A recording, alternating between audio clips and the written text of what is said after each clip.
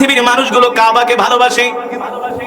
সারা পৃথিবী থেকে অমুসলিমরা পর্যন্ত কাবা এসে কাবাকে সম্মান করে, কাবাকে তারা প্রদক্ষিণ করে, তারা কাবাকে এত মর্যাদা দেয়।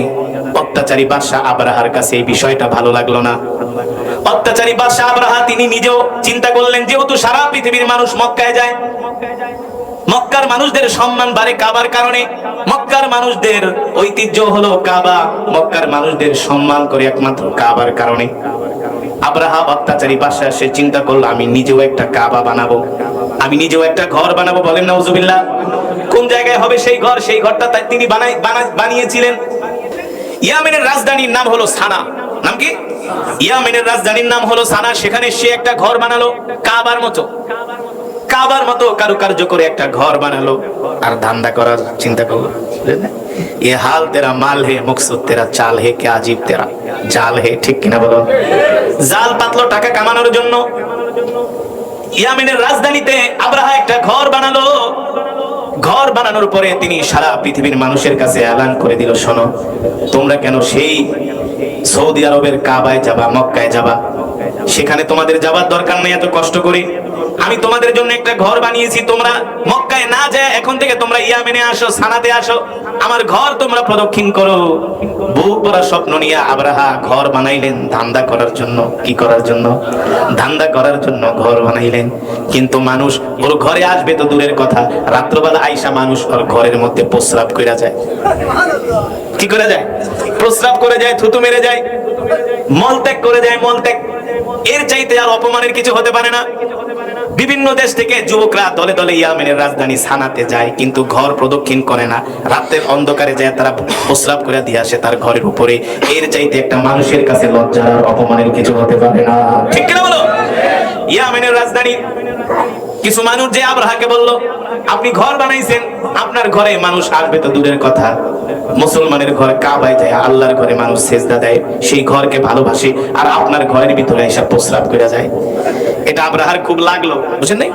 আবরাহার খুব প্রেস্টিজে লেগেছে, ইজ্জতে লেগেছে। আবরাহা চিন্তা করলো, তোমরা আমার ঘরে প্রস্রাব করো, থুতু মারো, তাহলে আমি তোমাদের কাবা ভাঙ্গা দিব। বলেন নাউজুবিল্লাহ।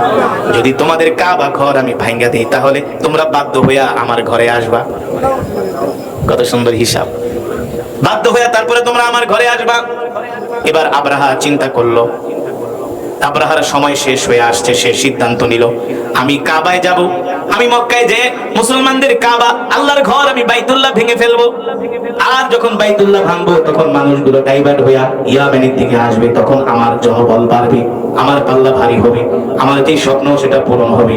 ওই আবরাহা জানতো না এই ঘর দুনিয়ার কোন মানুষের ঘর নয়, এই ঘর হলো আল্লাহ তাআলার ঘর। আল্লাহ রাসূলের আগমনী বার্তা।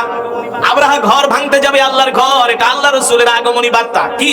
যে রাসূল আসতেছেন, এই দুনিয়াতে আর জুলুম অন্যায় থাকবে না, অত্যাচার থাকবে না, নির্যাতন থাকবে না, বৈষম্য থাকবে না। ঠিক কিনা বলো? এবার আবরাহা 1000, 2000, 10,000 না, কয় হাজার সৈন্য জানেন? 60,000। কয় হাজার? 60,000 সৈন্য আবরাহা প্রস্তুত করলেন। অশ্বারোহী বাহিনী, অস্ত্রে শস্ত্রে সজ্জিত, সুপ্রশিক্ষিত 60,000 সৈন্য রেডি করলেন আবরাহা। চিন্তা করতে পারেন সেই সময়ে 60,000 সৈন্য রেডি করা কি চারটেখানি কথা? এত মানুষ ছিল না, জনবল ছিল না। ঠিক কিনা বলুন? সেই 1450 বছর আগে চিন্তা করা যায় কেমন পাওয়ারফুল বাদশা ছিলেন আবরাহা, কেমন শক্তিশালী বাদশা ছিলেন আবরাহা। 60,000 সৈন্য নিয়া আর 13টা হাতি নিয়া, কয়টা হাতি? 13টা হাতি আর 60,000 সৈন্য নিয়া ইয়ামেন থেকে রওনা করলেন মক্কার দিকে। যেই দিক দিয়ে আবরাহা আসে সেই দিক দিয়ে মানুষ অবাক হয়ে যায়। 60,000-এর বাহিনী নিয়া আবরাহা মক্কায় যাচ্ছেন কাবা ভাঙার জন্য। বলেন নাউজুবিল্লাহ। সারা পৃথিবীতে খবর হয়ে গেছে আবরাহা যাচ্ছেন মুসলমানদের ঘর, আল্লাহর ঘর, যেই ঘরকে মুসলমানরা জীবনের চেয়েও ভালোবাসি। আমরা ভালোবাসি কি বাসি না? কাবাকে ভালোবাসি না? আমরা আমাদের জীবনের চেয়েও কাবাকে ভালোবাসি, আমরা আমাদের জীবনের চেয়েও মদিনাকে ভালোবাসি। ঠিক কিনা বলুন? আমরা আমাদের জীবনের চেয়েও মদিনাতুল মুনাওয়ারার মাটিকে ভালোবাসি, আমরা আমাদের জীবনের চেয়েও মসজিদুল আকসাকে ভালোবাসি। বাসি কি বাসি না? এটা ঈমানের সাথে সম্পর্ক। সারা পৃথিবীতে খবর হয়ে গেল আবরাহা যাচ্ছেন মক্কায় মুসলমানদের ঘর কাবা ভাঙার জন্য। অনেক অত্যাচারী বাদশা বলে, এবার আর মুসলমানদের রেহাই নাই, এবার মুসলমানদেরকে আর ছাড়বে না আব্রাহা। ওই কাফের হারামজাদারা শয়তানেরা জানে না ওই কাবা কোনো মানুষের ঘর নয়, ওই কাবা হলেন আল্লাহ তাআলার ঘর। আর আমার রবের শক্তির সাথে পৃথিবীর কোনো শক্তি কুলাতে পারে না। পারে? জোরে বলুন পারে? আব্রাহা ৬০,০০০ সৈন্য নিয়ে তিনি মক্কায় আসলেন। এসে গোয়েন্দা পাঠালেন, যাও আগে যে খবর নাও ওই কাবা পরিচালনা কে করেন। আব্রাহার গোয়েন্দা বাহিনী এসে খবর নিল এই কাবার পরিচালনার দায়িত্ব কার হাতে। তিনি জানতে পারলেন ওই কাবার পরিচালনার দায়িত্ব, ওই কাবার মুতাহল্লি হলেন আল্লাহ রাসূলের দাদা আব্দুল মুত্তালিব। আব্দুল মুত্তালিব দেখতে শুনতে একেবারে রাজপুত্রের মতো। সুবহানাল্লাহ। আল্লাহ রাসূলের দাদা আব্দুল মুত্তালিবের কাছে আসলেন গোয়েন্দারা, আব্রাহার বাহিনী। এই তুমি কি বাইতুল্লাহর মুতাওয়াল্লি? আব্দুল মুত্তালিব বলে, হ্যাঁ আমি হলাম বাইতুল্লাহর খাদেম। আল্লাহু আকবার। তোমার বাড়ি কোথায়? বলে আমার বাড়ি এইদিকে। বলে চলো ইমসিমায়। নিয়ে গেলেন আব্দুল মুত্তালিবকে তার বাড়িতে। যে দেখলেন আব্দুল মুত্তালিবের বাড়ির মধ্যে ২৫০ উট বাঁধা। কি বাঁধা? ওরা তো হলো দখলদার স্বৈরাচারী, উট দেখার লোভ সামলাইতে পারে নাই। আব্রাহার কাছে খবর পাঠাইছে যে হাপনা ৬০০ উট পেয়েছি আব্দুল মুত্তালিবের বাড়িতে। আব্রাহা নির্দেশ দিল ৬০০ উট নিয়ে আসো। জোর করে আব্দুল মুত্তালিবের ৬০০ উট তারা দখল করে নিয়ে গেল। জোরপূর্বক আব্দুল মুত্তালিবের ৬০০ উট তারা নিয়ে ২৫০ উট তারা নিয়ে গেল। ৬০০ সৈন্য পাঠালো ২৫০ উট নেওয়ার জন্য। যখন উটগুলো নিয়ে আব্রাহার বাহিনী আব্রাহার ক্যাম্পে চলে গেলেন, আব্দুল মুত্তালিব ক্ষোভে ফুঁসছেন, রাগে ফুঁসছেন। এত বড় সাহস, তারা আমার উট নিয়ে গেল। আব্দুল মুত্তালিব আব্রাহাকে ভয় করে নাই, দৌড়ে গেছে আব্রাহার ক্যাম্পে। যা বলে, এ আব্রাহা, তুমি আবার ২৫০ উট নিয়ে আসছো তোমার সৈন্য বাহিনী দিয়া, ব্যাপারটা কি? আব্রাহা তিনি অবাক হয়ে গেলেন। আরে বাপরে বাপ, কি সাহস!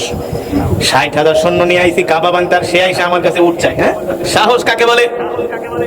কারণ আব্দুল মুত্তালিব তো আল্লাহ ছাড়া কাউকে ভয় পায় না, ঠিক কিনা বলুন? আব্রাহা ডাক দিয়া বলে, আব্দুল মুত্তালিব রে, উটের কথা চিন্তা করলা? তোমাদের ঐতিহ্য, তোমাদের গর্বের ধন, তোমরা যে ঘর নিয়ে গর্ব করো, যে ঘর দেখার জন্য সারা পৃথিবী থেকে মানুষ আসে, একটু পরে আমি তোমাদের কাবা বাইতুল্লাহ ভেঙে ফেলবো, এটা কি একবারও চিন্তা করলা না? আব্দুল মুত্তালিব আসমানের দিকে তাকায় বলে, এ আব্রাহা, ওই ঘরের মালিক আমি না, সুতরাং এই ঘর নিয়ে আমার কোনো চিন্তা নাই। আমি হইলাম উটের মালিক, আমার উটাকে ফিরায় দে। আল্লাহু আকবার। আগে আমার উট ফিরায় দে। আব্রাহা ভয় পেয়ে গেলেন, এত বড় সাহস! বলে, হ্যাঁ উটের মালিক আমি মালিকানা দাবি করছি, আমার উট আমাকে ফিরায় দাও। আব্রাহা বলে, তাহলে ওই যে বাইতুল্লাহ যে ভাঙবো? বলে, আমি তো বলছি ওই বাইতুল্লাহর মালিক আমি না, বাইতুল্লাহর মালিক যিনি, তিনি বাইতুল্লাহকে হেফাজত করবে, এটা নিয়ে আমার কোনো চিন্তা নাই। সুবহানাল্লাহ, আল্লাহু আকবার।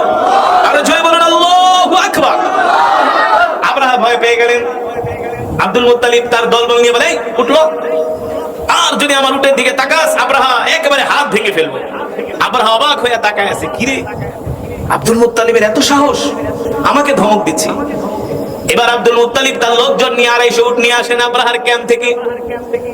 আব্রাহার বাহিনী বলতেছে, আব্দুল মুত্তালিব উট নিয়ে যাও, কোনো সমস্যা নাই, একটু পরেই তোমাদের কাবা আমরা ভেঙে ফেলবো, তোমাদের মক্কাকে মেচাকার করে দিব। বলেন নাউজুবিল্লাহ। আব্দুল মুত্তালিব বলে, বেটা যা, যা পারলে করিস, যা পারলে করিস, আমি আমার উটের মালিকানার জন্য আসছি, উট নিয়ে গেলাম। এই কথা বলে আব্দুল মুত্তালিব বাড়িতে চলে গেলেন।